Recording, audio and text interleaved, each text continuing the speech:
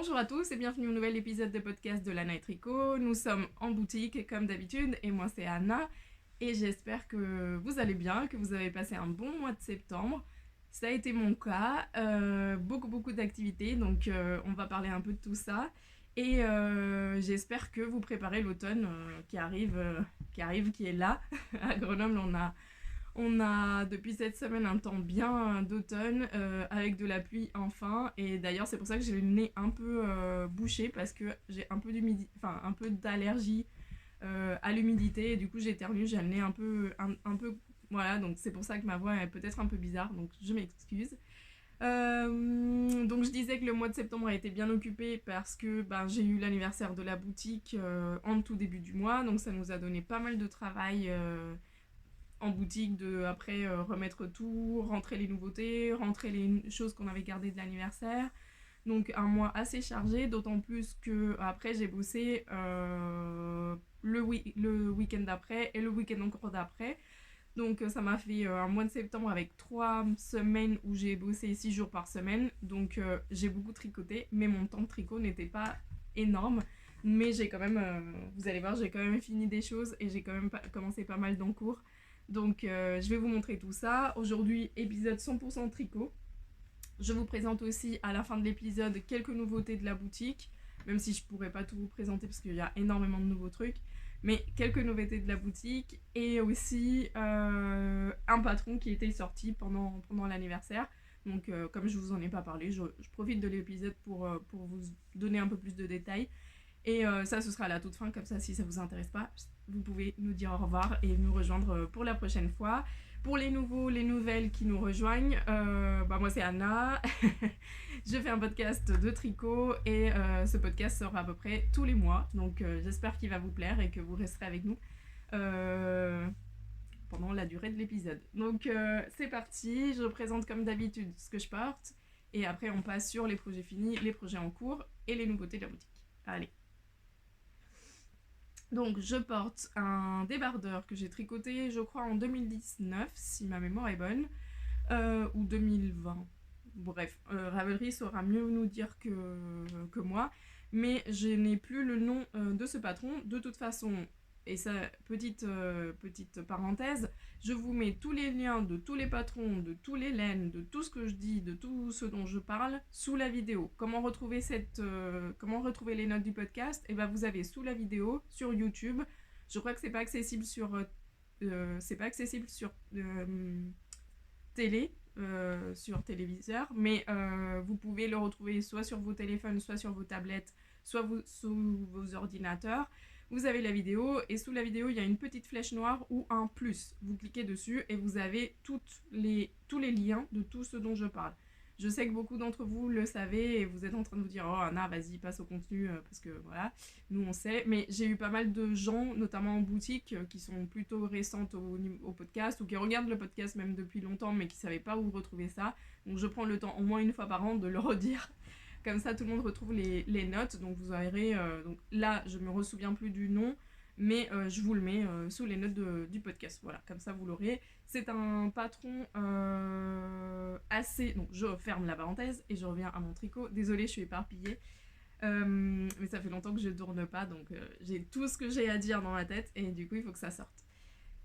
Je reprends pour vous dire que ce patron il est tricoté en rond, donc il n'y a pas de couture, même s'il y a une fausse couture qui ici sur le côté, mais c'est juste une maille ou deux en verre qui est faite par le patron. Comme vous pouvez peut-être le voir, je sais pas si vous voyez, il y a une ouverture sur les côtés, des côtes de 2. Et voilà, c'est un débardeur tout simple, rien à dire dessus. C'était un patron en anglais, mais maintenant vous en trouvez plein, hein, des débardeurs en français. Je sais qu'il y a Petite Knit qui en a fait plusieurs. Là, je dis ce qui me sort comme ça de la tête, mais je regarde là-bas parce qu'en fait, j'ai un débardeur de Petite Knit qui est tricoté en boutique. Donc voilà, c'est la grande mode, vous en trouvez de partout. Moi, j'avais utilisé 3 fils. Enfin, j'avais doublé la laine principale, puis j'avais doublé de mohair. Donc la laine principale, c'est un fingering non superwash de laine mérinos Mérinos et Romane française. C'était Woolly Skin qui faisait cette qualité-là. Je crois qu'elle l'a fait plus. Et elle est donc teinte à la main. Donc je pense que c'est assez uni, mais de près on voit qu'il y a un peu des petites nuances, de couleurs. Et je l'avais doublée avec la lace de Langue dans le même coloris. Ça fait assez ton sur ton. Et ça donne ce halo qui est très sympa et qui permet que ce soit encore plus chaud. Donc voilà, je le porte beaucoup à cette saison, même en hiver en mettant sur un pull, etc. pour faire des couches. Et il me plaît beaucoup. Donc là, je l'ai mis avec un petit chemisier qui avait un rappel de couleur et c'est parfait. Je porte aussi, on le voit pas, mais je porte aussi les chaussettes que je vous ai présentées au dernier épisode et ma foi, elles sont super. Donc c'est parfait. On a recommencé à mettre les bottes, les chaussettes, les pulls, les gilets, tout ça. Donc on est heureux. C'est génial. Passons au projet fini. Je vous ai dit, donc j'en ai 3. Et dont un vous connaissez. Donc je vous avais montré le petit pull pour petit cousin numéro 2. C'est celui qui vient de naître. Et je vous avais dit que c'était la qualité Rios avec des restes, dont celui-ci, le corail, qui était aussi de la Rios. Et c'est le patron Spotlight de Tin Can Knits, qui est une marque américaine de patron. Vous le retrouvez sur Ravelry, il est que en anglais. Et celui-ci, je l'avais tricoté en 5 mm. Donc c'était la deuxième taille, je crois, pour un petit qui va le porter là cet hiver. Il est né en juillet, je crois, donc il est tout petit, tout petit. Et donc celui-là, il va pour cousin numéro 2. Et pour cousin numéro 1, qui est l'aîné des tout petits cousins, donc c'est les arrière-petits-enfants de mes grands-parents, j'ai fait la même version en taille 2 ans. Donc ouais, voilà. Ils vont être... j'essaie de les mettre ensemble pour vous montrer. Donc voilà. Voilà les petits pulls pour les petits. Je pense que celui-là, vous aviez vu le début. Et du coup, je l'ai fini tout de suite après. Même qualité, je l'ai tricoté en 4,5. Je l'ai tricoté un peu plus dense. J'avais envie de voir ce que ça donne, mais finalement, ça change pas trop. Donc ça reste de la superwash. Elle s'est bien détendue au blocage, mais du coup, c'est tout doux, c'est vraiment léger, c'est souple. Et ce sera parfait pour l'Espagne parce que petit numéro 2 habite en Espagne. Donc du coup, c'est des cousins français mais qui habitent en Espagne, donc pour faciliter la chose. Mais du coup, c'est pas des hivers qui sont, je pense, extrêmement froids. Donc ça va être parfait. Et petit numéro 1, on sait pas où est-ce qu'il va habiter encore, donc je vais quand même faire un pull d'hiver. Donc ça c'est parfait. Ah si, j'étais en train de me dire, est-ce que j'ai fait des modifications? Je les avais quand même dit sur l'épisode précédent, mais j'ai fait des côtes 1-1 plutôt que des côtes 2-2, tout simplement parce que je préfère ça. Et j'avais fait aussi des côtes que j'ai doublées pour faire une encolure un peu... Enfin, je trouve ça que c'est... Dernièrement, je trouve que c'est une jolie finition. Vous allez voir que je l'ai refaite pour un pull pour moi. Donc j'ai fait pareil pour petit numéro 2, mais un tout petit peu plus large. Et je trouve que ça finit bien et c'est comme plus doux pour le coup. Je sais pas, je trouve que c'est plus élégant. Bon, bref. Des lubies comme ça qu'on a de temps en temps. Je suis assez contente de les avoir faites. J'attendais impatiemment à faire le podcast pour pouvoir les envoyer. Donc là, je vais les faire partir cette semaine pour qu'ils retrouvent pour l'automne leur propriétaire. Et j'ai le numéro 2 que j'ai fini, que vous ne connaissez pas parce que c'est quelque chose que j'ai commencé sur un coup de tête parce que j'ai une de mes meilleures amies a eu 30 ans cette année, là en septembre, et je me suis dit, je vais lui tricoter un truc. C'est la première personne à laquelle j'ai tricoté quelque chose et le premier ouvrage que j'ai tricoté, je lui ai offert. Donc du coup, voilà, ça ferme un peu la boucle, même si l'amitié n'est pas finie et la boucle n'est pas bouclée, mais j'aimais bien ce petit geste. Enfin voilà, ce petit geste. J'espère juste qu'elle ne regarde pas l'épisode parce que je lui ai pas encore donné le cadeau vu que c'est moi qui l'ai. Donc voilà, donc je vais tricoter ça pour son anniversaire qui était le 16 septembre. Je suis largement en retard, on est d'accord, mais c'est pas grave. Et du coup, cette idée m'est venue parce qu'elle m'a montré un gilet en mohair qu'elle a depuis quelques années et qui est tout troué maintenant sous les coudes. Et du coup, elle me demandait des conseils pour le repriser, etc. Donc, je lui ai donné quelques conseils et je me suis dit, c'est vrai qu'elle le porte tout le temps. Elle adore le mohair parce qu'en plus, elle a travaillé dans des fermes avec des chèvres mohair. Elle travaille à la ferme et tout ça, donc elle adore les animaux, elle adore la laine, elle tricote aussi. Et je me suis dit, ce serait trop cool si je le tricotais un gilet en mohair pour remplacer celui-là. Et que celui-là, elle pourrait le mettre à la ferme ou je sais pas, à la maison en mode cosy. Et celui-ci, elle pourrait le garder pour un peu pour tous les jours ou quand elle a envie de mettre un truc pas troué quoi. Et parce que c'est vrai que je pense que quand tu travailles à la ferme, tu portes tout le temps des vêtements un peu vieux, un peu troués, enfin qui vont se salir, etc. Donc je me suis dit, elle pourra le garder un peu plus pour quand elle sort ou enfin voilà. Sinon elle le mettra en pyjama, ça m'est égal, après elle le porte comme elle veut, mais je me suis dit au moins elle aura un nouveau, ça remplacera ce gilet troué. Et donc j'ai cherché sur Ravelry, je me suis dit tiens pour son 30 anniversaire ce serait un super beau cadeau. Et j'ai trouvé un patron qui me plaisait bien, qui est le Traveler's Cardigan de Ozeta. Donc je vais vous dire parce que c'est celui que j'ai trouvé et c'est celui que j'ai tricoté. Et ce gilet là, il est tricoté dans la Manchelopi.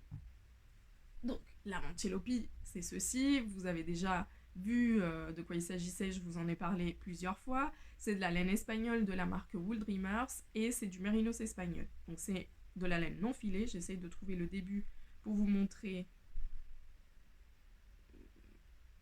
l'impact que ça a quand je la casse tout simplement, mais apparemment je peux pas trouver le bout. Ah voilà. Donc c'est de la laine non retordue, donc si je tire ça casse et si je recolle derrière avec un peu de frottement, ça se remet en place nickel et on peut la tricoter. Ce sont des cakes de 100 grammes et voilà, donc Ozeta qui est la marque de patron dont je vous parle, utilise beaucoup les laines de Wool Dreamers. Je pense qu'ils sont en collaboration ou peut-être qu'elle aime tout simplement énormément ce qu'ils font, ce que je comprends. Et elle a fait pas mal de patrons avec cette qualité, dont le gilet donc Traveler's Cardigan que j'ai tricoté pour mon ami, mais que moi j'ai tricoté dans du mohair parce que le but c'était de lui faire un gilet en mohair.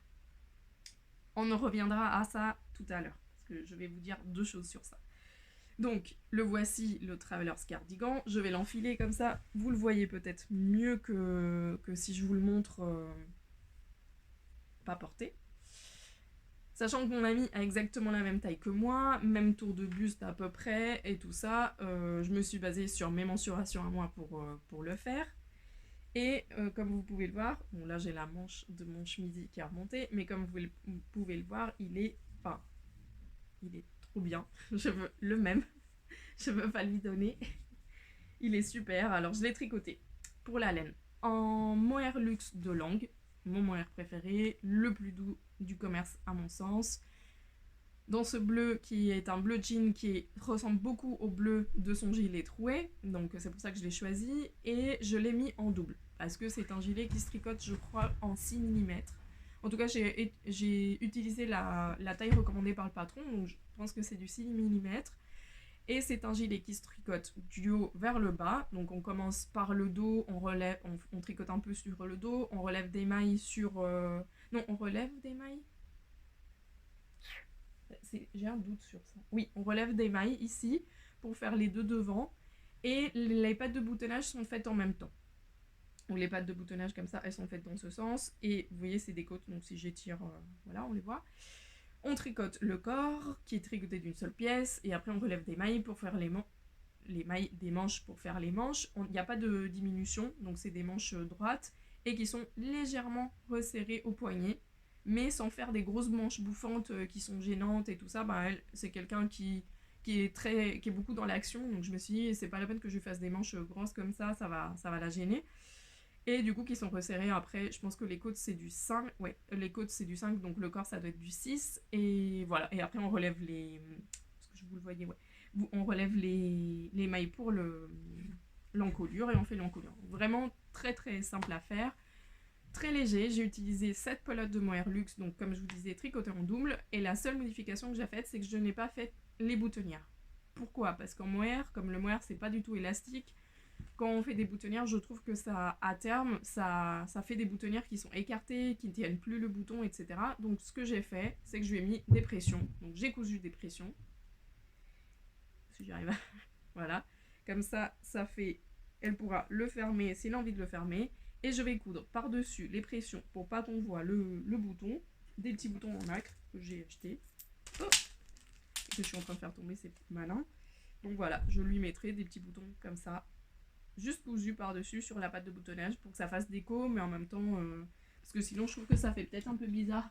Enfin, je sais pas, dites-moi ce que vous en pensez. Est-ce que ça fait bizarre de pas mettre les boutons ou est-ce que je pense que je vais les mettre parce que je trouve que c'est joli. En plus, c'est iridescent un peu en bleu et du coup, je trouve que ça ira bien. Bon, voilà. Donc ça, c'est la seule chose qui me reste à faire, mais je vais faire ça ce week-end parce que je vais lui donner lundi prochain. Je la vois lundi prochain, donc on est jeudi, donc elle l'aura lundi prochain et je sais qu'il va lui plaire. Enfin, j'espère. Sinon, je le garde pour moi. Donc voilà pour le Traveler's Cardigan, ça se tricote en... Moi, comme je vous dis, j'ai pas eu beaucoup de temps de tricot, enfin beaucoup de temps libre, donc j'ai mis presque 3 semaines à le faire, mais en fait ça se tricote en 1 semaine. En 10 jours vous l'avez fait, parce que vraiment, il n'a aucune difficulté. Il est... En plus avec des grosses aiguilles, ça monte hyper vite. C'est un gilet qui est très bien construit, les finitions sont belles, la tenue est belle. Moi je l'ai fait à la longueur qui me paraissait correcte pour moi. Peut-être que pour elle, j'aurais pu le faire un peu plus long. Si jamais elle souhaite un peu plus long, de la 7ème pelote, il m'est resté vraiment quasi plus de la moitié, un peu plus de la moitié. Donc j'ai de quoi le rallonger si elle souhaite le rallonger. Parce que c'est vrai que je pense qu'elle a le buste un peu plus long que le mien. Bon, mais bon, on verra. On verra. Si jamais elle veut que je le rallonge, je le rallongerai. Voilà, donc c'était pas prévu comme un projet tricot parce que je vous dirai pourquoi. J'ai beaucoup de projets tricot prévus pour cet automne, mais c'était rapide à faire et franchement, je pense que ça va. Enfin, je crois que ça va tellement lui plaire que ça me fait énormément plaisir de lui faire ce cadeau-là. Les 30 ans, c'est une grande étape, donc du coup, voilà, ça méritait le beau cadeau. Et franchement, ce mohair, je pense que cette année, je vais me faire quelque chose peut-être le même ou similaire ou un pull, mais en mohair double comme ça, c'est génial. En plus, le mohair de langue, je le dis toujours, mais c'est le mohair quoi. Enfin, pour moi, il y en a. Les autres, ils sont beaux et tout ça, mais ils sont pas aussi doux et aussi chauds et aussi légers que celui-ci. Donc voilà, pour le Traveler's Cardigan, ce que je voulais vous dire de ce gilet en revenant à la Manchelopi, c'est que comme le gilet est fait dans la Manchelopi, je vais vous proposer des kits sur le site pour le faire. C'est-à-dire que à partir de maintenant, si vous cliquez sous la description ou que vous allez sur le site, vous aurez la possibilité d'acheter le kit patron et laine pour faire ce même Traveler's Cardigan dans la Manchelopi. Et vous pourrez choisir les 1, 2, 3, 4, 5, 6, 7, 8. Il y a combien de couleurs 5, 6, les 8 couleurs qu'il y a, donc les naturels, le vert, le rose et le bleu. Donc ça c'est le bleu, peut-être qu'il ressort gris à l'écran, mais croyez-moi sur parole, c'est un bleu gris. Un peu jean et il est très très beau. C'est la couleur que Ozeta, enfin elle s'appelle pas Ozeta mais Ozeta la marque a employé pour ce gilet. Donc voilà, je voulais vous dire ça parce que je suis tellement tombée amoureuse de ce patron là et de comment il tombe et de je sais pas comment il est que j'avais envie de vous proposer ça comme en kit. J'ai contacté la créatrice, elle m'a dit qu'elle était ravie. Donc à partir de maintenant, je pense qu'au fur et à mesure, je mettrai les autres patrons qui sont tricotés dans les Manchelopi aussi pendant l'hiver là. Je vais pas tout mettre en même temps parce que ça n'a aucun sens que je vous bascule avec tout ça. Mais celui-là, du moins, je vais vous le mettre. Donc il sera déjà, quand la vidéo sortira, il sera déjà en ligne. Voilà. Donc ça c'est pour la Manchelopi, mais je la mets de côté parce que je vais vous en reparler tout à la fin de l'épisode. Donc ça c'est pour mes projets finis. On va partir au projet en cours. J'en ai 4. Et oui, j'ai pas chômé. J'ai pas chômé en Caston. Je commence par... Allez, commençons par celui qui est dans le petit sachet Tricotons dans les bois. Donc ça c'est le petit pochon avec le dessin de Mélissa alias Petite Moutaine que j'ai sorti on a sorti avec Mélissa pour l'anniversaire de la boutique. Donc c'est un de ces motifs qu'elle avait déjà créé pour ses sacs qu'on a repris sur des pochons pour l'automne. Donc voilà, Tricotons dans les bois, c'est tout à fait de saison. Et moi je range dans ce petit pochon des chaussettes en déca pour monsieur. Donc mettez les lunettes de soleil parce que ça pète. Donc je fais des chaussons de maison. Voilà. Donc là, il me il me reste peut-être 1 cm pour commencer le talon. C'est une chaussette sans patron. J'ai monté des mailles avec le Judy's Magic Cast On. J'ai augmenté jusqu'à avoir la largeur du pied du destinataire. J'ai fait des côtes 3-1 et du jersey sous le pied. Et je vais faire un talon Fish Lips Kiss Heel. Et après, je montrerai le tube pour les côtes que je pense pas faire très très long parce que voilà, comme je vous dis, c'est plutôt en mode chausson maison puisque c'est de la 100% laine. Pourquoi je fais ça? Et bah parce que Chéri aime bien porter des chaussons, enfin aime pas porter des chaussons à la maison, mais il aime bien porter des grosses chaussettes. Et je lui avais acheté des grosses chaussettes qu'on trouve souvent dans des magasins bio qui sont faits en alpaga laine, et il les adore. Sauf que les couleurs sont pas très marrantes, c'est des couleurs naturelles. Et quand j'ai vu cette couleur-là, lui qui aime la chartreuse, parce que nous aussi, je sais pas, vous connaissez peut-être la boisson chartreuse qui est de cette couleur-là, et lui, la chartreuse, c'est son massif préféré, parce qu'on est dans le massif de la Chartreuse à Grenoble, et du coup, chartreuse, la couleur chartreuse, donc c'était le clin d'œil pour la chartreuse. Et je fais donc cette paire-là dans cette qualité qui est, bon, je prends ça pour avoir l'étiquette, c'est la Mota de Wool Dreamers, donc c'est leur nouvelle qualité qui est sortie peu après le 9, je crois, septembre, peu après l'anniversaire, mais qu'on a eu en exclusivité pendant l'anniversaire. C'est une donc Dekaworstin qui est un mélange de mérinos et de laine espagnole, d'autres races de moutons, qui a 230 mètres, 230 mètres pour 100 grammes et qui est à 7,90€ la pelote. Donc c'est une laine qui est vraiment géniale. J'adore le rendu, j'adore la tricoter. Elle est vraiment très sympa, avec un prix en plus qui est hyper raisonnable. Donc si pour un pull il vous en faut 4, 8€ x 4, ça fait vraiment pour un pure laine mérinos. Elle est pas excessivement rêche. Si vous aimez par exemple le mérino d'Arles type Gilliatt et compagnie, ça va vous plaire aussi. Et vous faites travailler une petite entreprise espagnole qui a beaucoup de courage, qui en plus sont adorables parce qu'on les a eu pendant l'anniversaire, Ramon et Arantxa qui sont le couple un peu fondateur de tout ça. Ramon, c'est un passionné j'ai jamais vu quelqu'un d'aussi passionné par son métier, franchement. C'est donc un filateur. Lui, son métier, c'est de filer de la laine, donc il connaît tout le processus. Il a travaillé dans la filature familiale depuis ses 12 ans. Il s'est échappé de l'école pour aller travailler à la filature. Quand on parle avec lui, il parle que laine. Il adore la laine. Pour lui, et il a ce regard de gamin, d'émerveillement, il était à la boutique, c'était Disneyland pour lui. C'est quelqu'un qui a des connaissances en plus hyper grande sur son métier, qui s'intéresse à tout. Voilà, je pense qu'on a tous ressenti, les personnes qui l'ont côtoyé pendant l'anniversaire, on a vraiment ressenti que c'était quelqu'un d'exceptionnel dans son métier, qu'il était extrêmement passionné, et du coup, ça m'étonne pas qu'on ait des résultats aussi merveilleux en laine, partant d'une personne qui est aussi passionnée et qui a autant de connaissances sur ce qu'il fait. Voilà, donc chapeau, rien à dire. Ça a été un plaisir pour moi de les avoir ici. Donc voilà, la Mota, il fallait au moins que je tricote un petit projet dans cette Mota parce que j'avais pas forcément le temps pour tricoter un pull, mais le pull viendra parce que c'est une laine que j'aime beaucoup. Et je fais donc cette paire de chaussons. Je sais pas si avec une pelote je vais en avoir assez. Donc je suis en train de voir qu'il y en a une là-haut. Donc je vais peser pour voir à combien je suis, mais peut-être qu'il me faudra une pelote et demie. Donc j'aurai... Parce que bon, monsieur fait un 44, donc 43-44, donc effectivement, en DK, c'est peut-être pas assez. Mais à voir. Il faut que je pèse je vous dirai le prochain épisode ce que ça donne en termes de quantité. Et je suis en train de les tricoter en 3,25 en métal. C'est un peu casse-doigt, mais je voulais, comme c'est du 100% laine, je voulais qu'elle soit assez dense pour qu'elle résiste suffisamment l'usage, les lavages et tout ça à la maison. Sachant que je vais pas être très délicate en lavage, je vais les mettre en machine parce que je vais pas m'amuser à enlever les poils de chat de monsieur qui marche par terre. Ça va aller en machine programme laine, on est d'accord, mais machine quand même. Donc ça c'est pour le premier projet en cours. Le deuxième projet en cours, c'est... Alors j'ai 2 projets que je tricote en parallèle avec 2 amis. Donc, parenthèse totale, les deux projets... les trois projets, dont 3 sur 4 projets que j'ai en ce moment sur mes aiguilles correspondent au cal que j'organise en ce moment, qui est le Ibérical.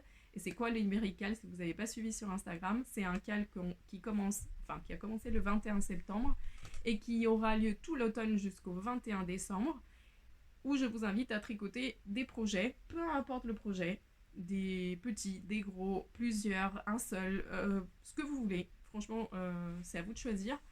Mais la seule condition, c'est que votre projet contienne au moins 50% de laine ibérique. Ibérique, c'est quoi? La péninsule ibérique, c'est le Portugal, c'est l'Espagne. Donc, si vous avez des laines portugaises, si vous avez des laines espagnoles qui soient teintes à la main, ou qui soient de filature, ou qui soient superwash, ou qui soient non superwash, le but, c'est de tricoter au moins 50% sur votre projet de la laine de la péninsule ibérique. Voilà.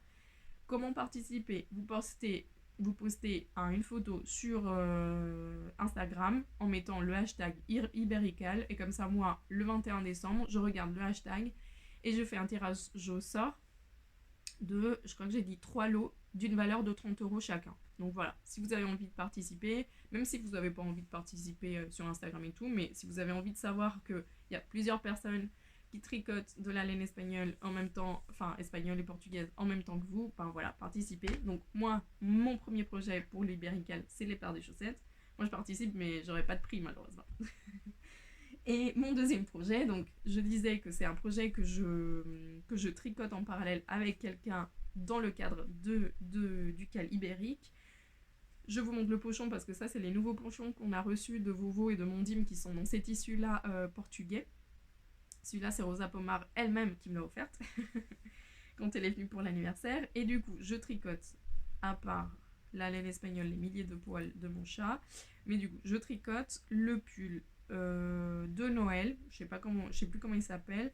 C'est la créatrice norvégienne que j'aime bien qui s'appelle Skinder Knits. Et du coup, je commence à vous montrer le début. Donc, c'est un pull qui est full jacquard, tout en jacquard, tout le corps, les manches, avec des motifs un peu de Noël. Donc, il y a des cerfs, il y a des... Enfin, après, on peut choisir. Elle a donné plusieurs options. Moi, je vais mettre les moins kitsch de tous parce que j'ai pas envie que ce soit un pull quand même trop kitsch. J'ai envie de pouvoir le porter tout l'hiver. Et voilà à quoi il commence à ressembler. Donc là, vous avez une étoile norvégienne en jacquard et tous les motifs sont séparés par ces petits motifs-là. Donc c'est un top-down circulaire, rien d'autre à dire. Donc là, je vais faire le corps, après les branches et voilà. Je le tricote très petit à petit parce que vous verrez que j'ai plein de projets pour un événement, l'événement de l'année quand même. Je vous en parle tout à l'heure. Donc là, j'ai fait comme pour les petits pulls des petits, comme les pulls des petits cousins, j'ai fait des côtes doublées. Donc j'ai tricoté le double de côte recommandé par le patron et après j'ai fait un rabattage à 3 aiguilles. Enfin, une sorte de rabattage à 3 aiguilles, c'est-à-dire que j'ai relevé de l'intérieur du pull pour tricoter ensemble. Voilà, ça fait une jolie finition. J'aime bien, ça finit bien, je trouve.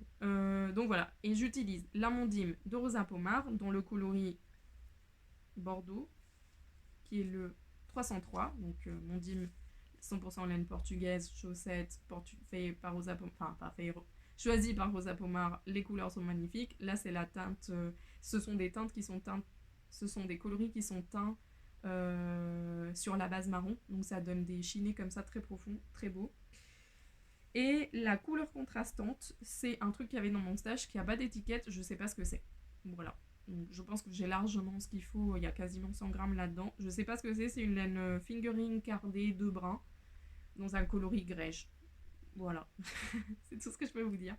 C'est sans doute un reste d'un projet, mais il n'y a pas l'étiquette. Donc voilà. Voilà ce que ça va donner. J'ai bien avancé, mais je le finirai sans doute pas pour Noël. Enfin, je pense pas. Mais j'espère qu'il y a plein de Noël encore à vivre, donc je le mettrai un jour. Donc ça, c'est avec Laura que je le tricote en parallèle. Ça se trouve, je dis ça et pour Noël il sera fini, ou pour l'hiver il sera fini.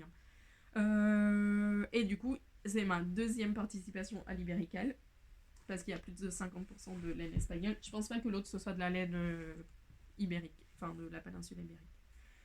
Donc voilà, rien à dire, hein. Si vous aimez le jacquard, c'est sympa parce que ça rythme assez bien. La seule chose que j'ai faite, et j'avais vu Laura, elle avait fait ça, et elle a pas tort, et du coup j'ai copié, c'est que j'ai mis des marqueurs entre chaque motif, vous voyez.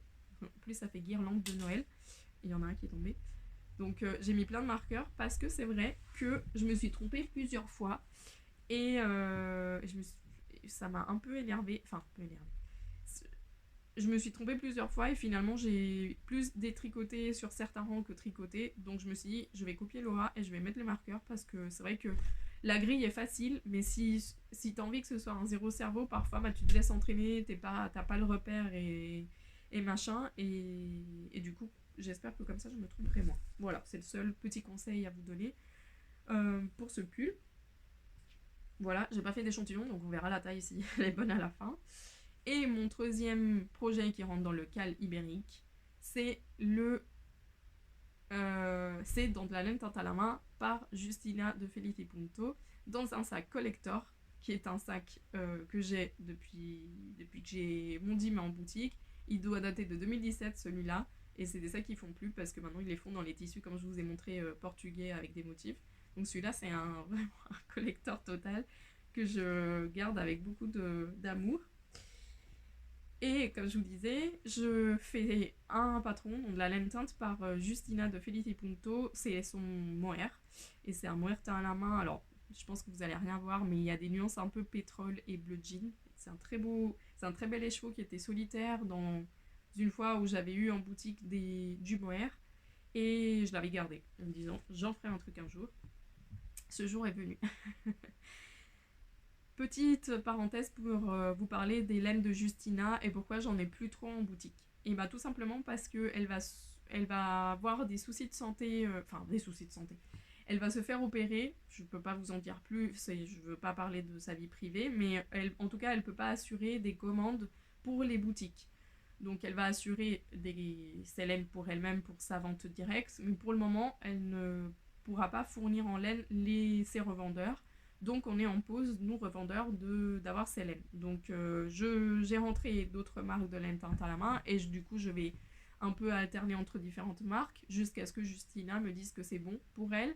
Et du coup on aura à nouveau de la Felice Punto. Mais sachez que tout ce qui reste en boutique c'est tout ce qu'il y aura pour le moment. Et dès que je pourrai en avoir d'autres, il y en aura et vous les aurez en ligne et en boutique. Mais pour le moment, voilà, je vous le dis parce que parfois j'ai des demandes en mode ah est-ce que tu vas avoir ou est-ce que je peux avoir. Pour le moment je peux rien, on ne sait pas jusqu'à quand, donc je vous donnerai des nouvelles quand ce sera bon. Donc voilà, donc ça c'est de la Justina, enfin de la Felice Punto, Justina c'est son prénom la pauvre. Et je fais un petit haut en mohair déjaugé comme très aéré, très aérien. Donc, je sais pas si vous voyez, donc, ouais. C'est le Ghost Whisperer de Park Meats, donc c'est un petit top assez cropped avec des manches bouffantes, donc très déjaugé, à porter avec quelque chose en dessous bien sûr, que je tricote en 6 mm. Elle recommande en 6,5, mais moi je fais la deuxième taille en 6 mm pour arriver à quelque chose qui sera intermédiaire. C'est dommage parce que vous voyez peut-être pas les nuances qu'il y a dans la laine. C'est là, je pense que vous devez mieux voir. Donc je tricote ça parce que c'est pour l'événement de l'année, comme je vous disais, qui est le mariage de ma sœur en Inde. Donc en Inde, il faut qu'on ait trois outfits pour trois. Il y a la grosse cérémonie mariage et après il y a deux autres journées de fête, on va dire. Et il faut quand même que je sois habillée en fait, un peu faite, ce que je n'ai pas dans ma garde-robe. Je n'ai pas de vêtements pour des occasions spéciales, à vrai dire. Donc j'essaye avec ce que j'ai de faire des choses que je pourrais après porter au quotidien, mais qui donneraient une touche quand même un peu plus élégante. Donc une des choses que je fais, c'est ce petit top. Je vais vous mettre la photo de toute façon, comme ça vous faites une idée, parce que je suis en train de faire un pantalon dans un tissu teint indigo en Inde. Donc du coup comme ça j'essaye de faire le lien dans les tissus que j'ai dans mon stage et tout. Donc c'est un tissu de Merchants and Mills qui est teint en Inde avec de l'indigo et qui pourrait aller avec ça. Donc je les ai mis ensemble, ça me plaisait. Donc mon outfit numéro 1 sur lequel je travaille en ce moment, c'est une veste dans le même tissu. Je vous mets une photo ici comme ça vous faites une idée. C'est une veste que j'avais fait il y a quelques années dans ce tissu là. Je vais faire le pantalon pour faire l'ensemble parce que c'est la mode des ensembles comme ça, veste et pantalon dans le même tissu.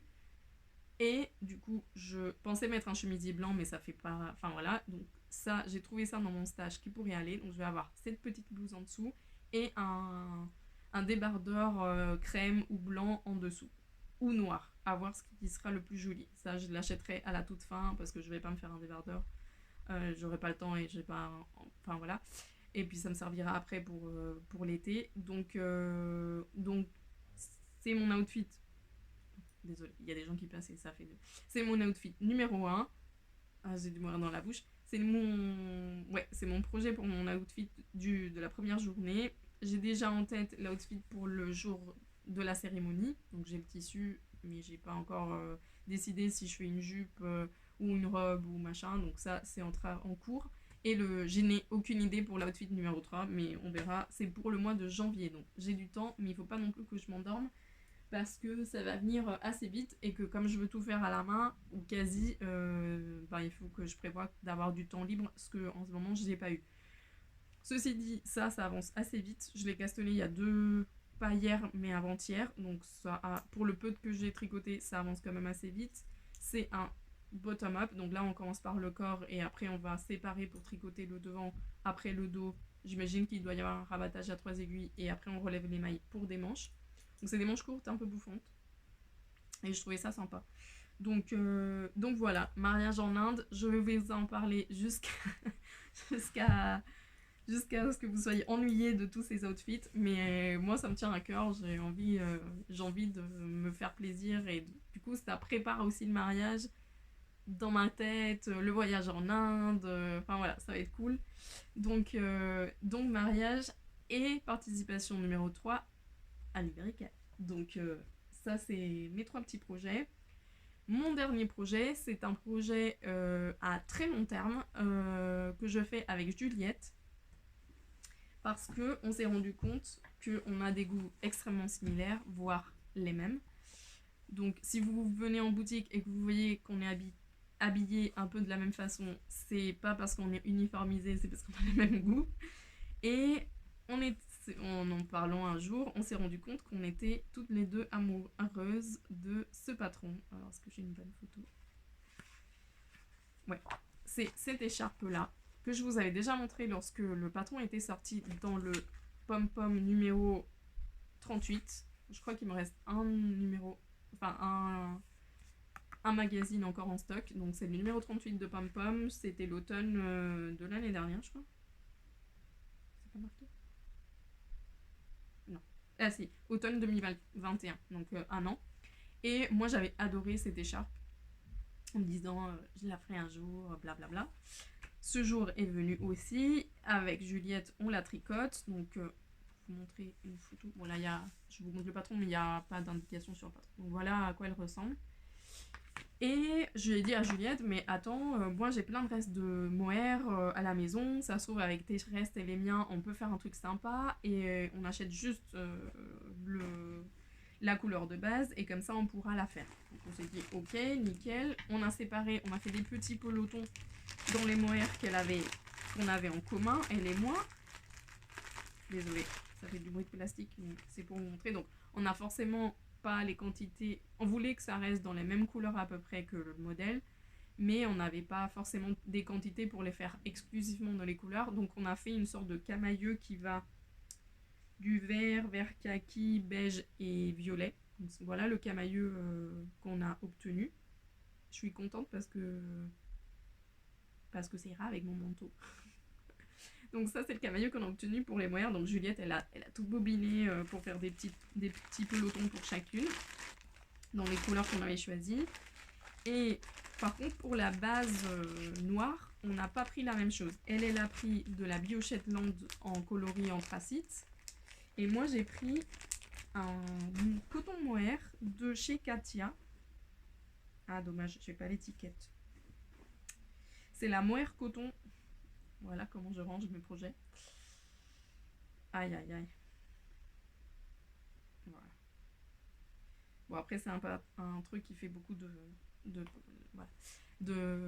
petits nœuds parce que c'est de l'intarsia, mais de l'intarsia facile je vais vous dire. Donc c'est de la mohair coton de chez Katia. C'est un fil en coton qui a du mohair à l'intérieur. Et c'est un fil très très doux, très léger. C'est de la light fingering, donc c'était parfait pour le patron.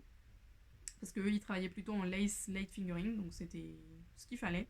Et c'est un 70% coton, 30% mohair que j'ai depuis sa sortie l'année dernière, je dirais, et dont les couleurs sont magnifiques. Moi j'ai pris le noir parce que c'est ce qui allait pour le patron, parce que je voulais quand même conserver ce côté, ces nuances de couleurs que je trouvais très très belles. Donc je suis très contente de le tricoter parce qu'il me faisait envie depuis très longtemps et il est génial. Et là je suis en train, comme vous voyez, on a bien avancé quand même, malgré le fait que j'ai tricoté très peu dessus. Donc là on a... Est-ce que je vous montre? Voilà. On a le début de l'écharpe. Donc il va y avoir un gros panneau comme ça qui vient faire une sorte de demi-cercle. Et après c'est toutes des mouchetées, des petites... Enfin des mouchetées. Comme des taches comme ça qui se tricotent. Donc vous voyez, on tricote, là c'est le fil en noir en simple. Et ici c'est le fil doublé, donc le fil noir doublé d'un mohair. Et là pareil, doublé d'une autre couleur. Donc ça fait des effets chinés qui vont faire, qui vont créer ces motifs en fait qu'il y a tout au long de l'écharpe. C'est beaucoup plus simple que ce qu'on pensait parce qu'on s'est dit oh on va faire de l'intarsia et tout, là là là. Bon, on était motivés parce qu'on aimait beaucoup le patron, mais on était moins motivés par la technique. Mais en fait c'est très simple, c'est beaucoup plus simple que ce qu'on pensait parce qu'en fait on lâche tout simplement la couleur et on tricote avec l'autre couleur. C'est pas de l'intarsia où on va changer carrément de genre ici j'ai du bleu et ici j'ai du noir. Donc c'est pas ça, c'est juste que j'ai le noir tout en continu et c'est juste la couleur avec laquelle je double le noir que j'arrête. Donc franchement, si vous aviez peur comme nous et que vous avez envie de vous lancer, allez-y, ça avance très vite. Moi je suis en 4 mm, en 3,75. Le modèle il disait du 3 je crois, mais moi je fais du 3,75 parce que sinon ça allait être cartonné. Et déjà que je trouve que c'est un peu cartonné sur le motif, enfin cartonné, un peu rigide sur le motif. Bon, voilà. 3,75 c'est très bien. Donc vous voyez, j'ai très envie. Ça va faire une jolie écharpe. Ça va pas mal ressembler finalement à ce qu'il y avait dans le patron. C'est dommage parce que sur le patron... Voilà.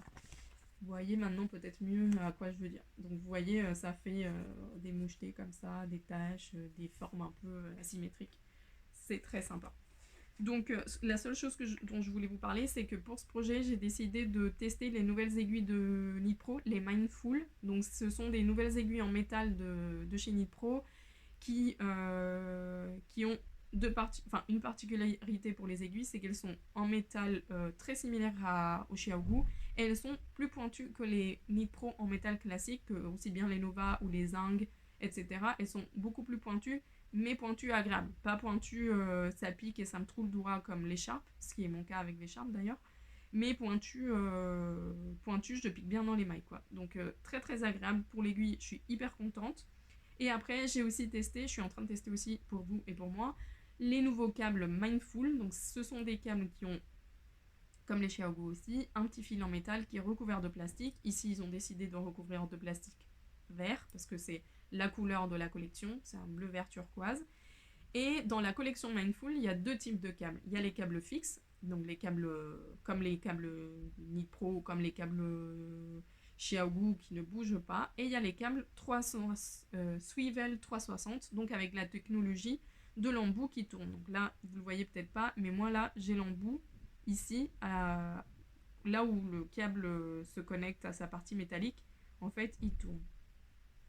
Il y a certaines personnes qui m'ont dit « Ah, ça coince et tout ». Moi, franchement, ça coince pas du tout.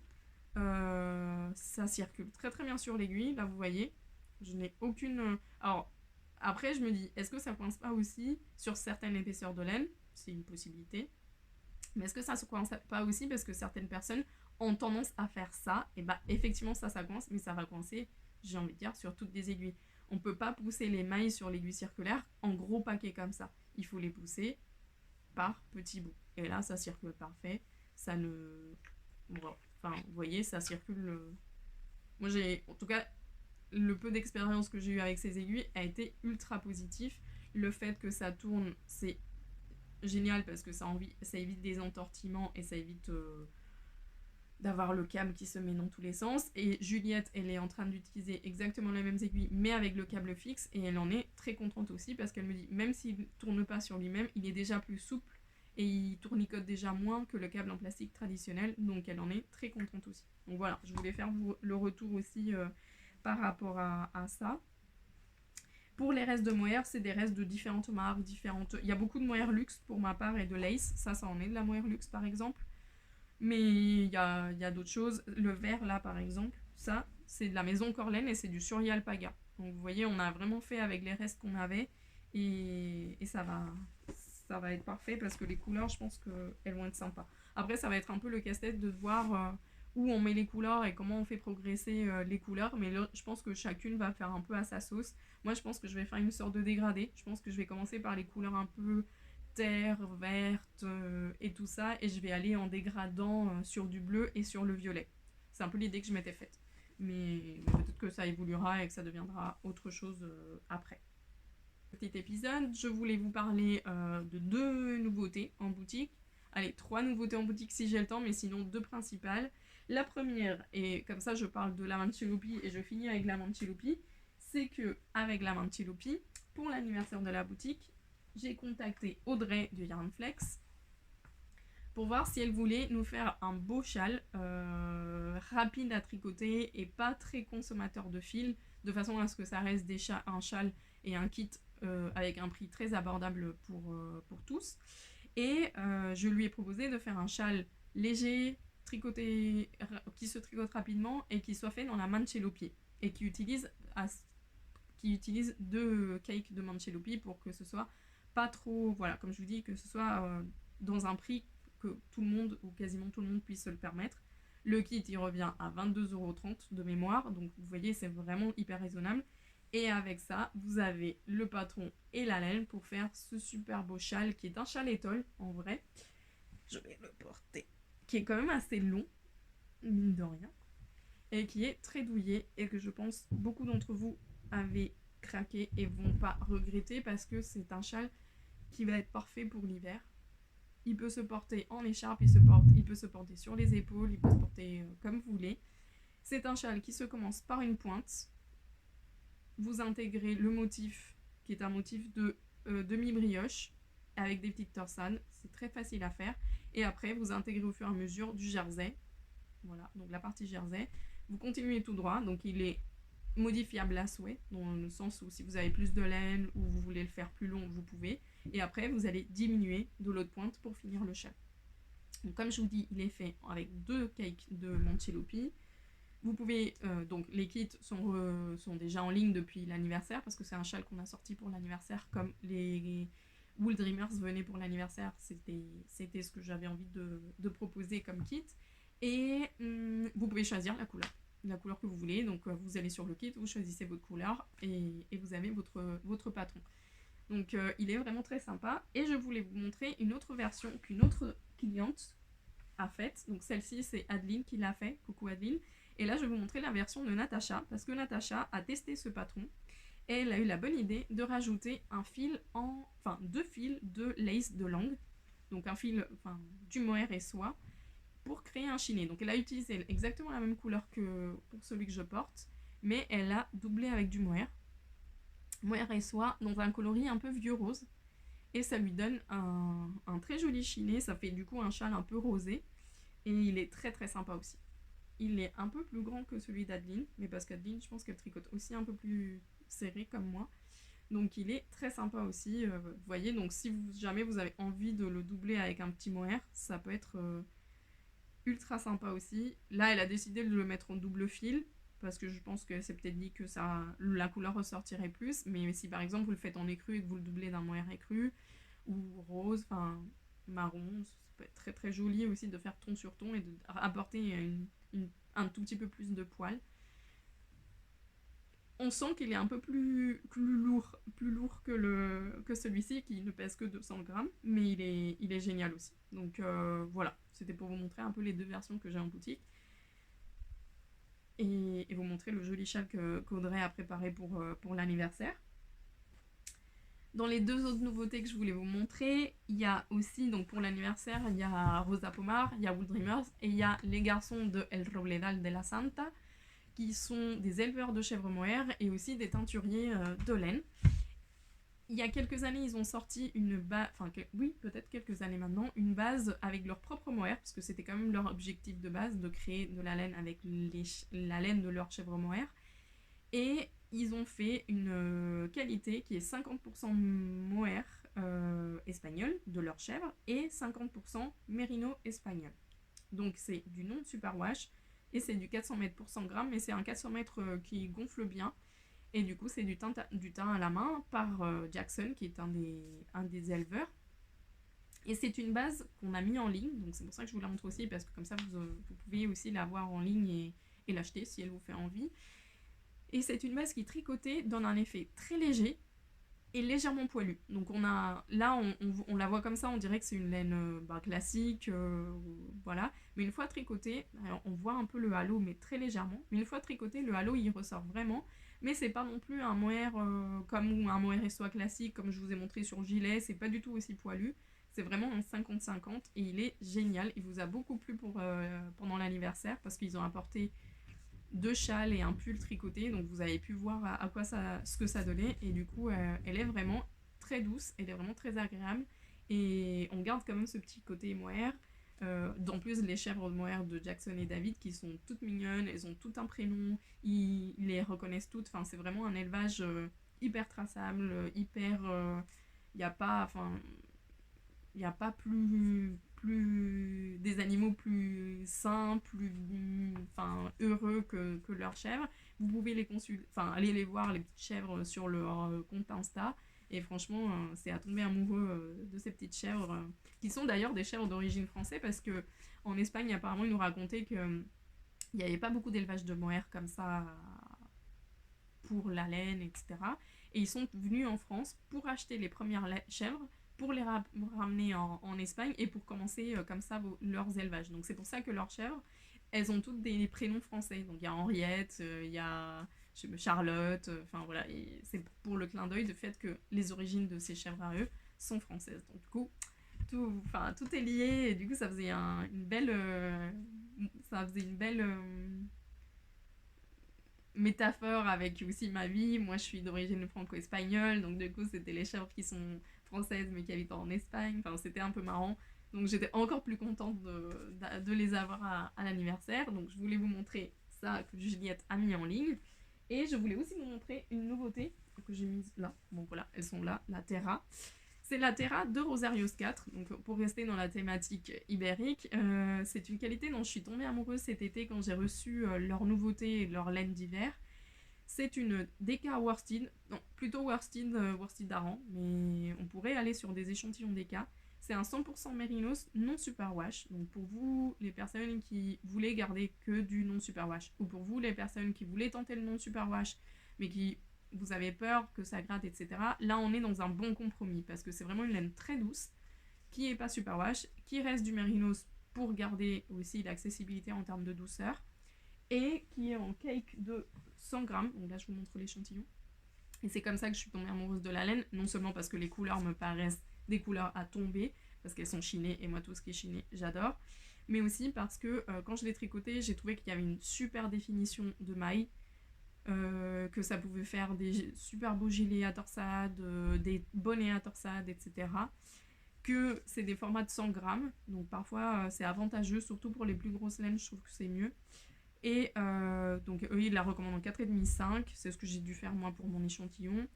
Il y a 170 mètres pour 100 grammes et l'état 7,50 €. Donc vraiment, pour moi, c'était parfait, c'était du non-superwash, c'était doux, c'était pas excessivement cher et c'était de belles couleurs, donc j'ai pas hésité, je les ai rentrées. Et pour le moment, elles vous plaisent assez. Donc voilà pour la Terra, ça me tenait à cœur de vous la présenter. Il y a une jolie palette automne, donc je pense que pour des pulls en jacquard, elle peut être géniale aussi, parce qu'il y a des couleurs qui sont très très belles. Ouh, j'ai chaud là. Avec le Ditani, j'ai chaud. Ditani, c'est le nom du patron, je crois que je vous l'ai pas dit. Donc voilà pour la Terra, voilà pour toutes mes laines espagnoles et de la péninsule ibérique. Je suis ravie de partager ça avec vous. J'espère que l'épisode vous a plu et je vous dis à très bientôt. Salut!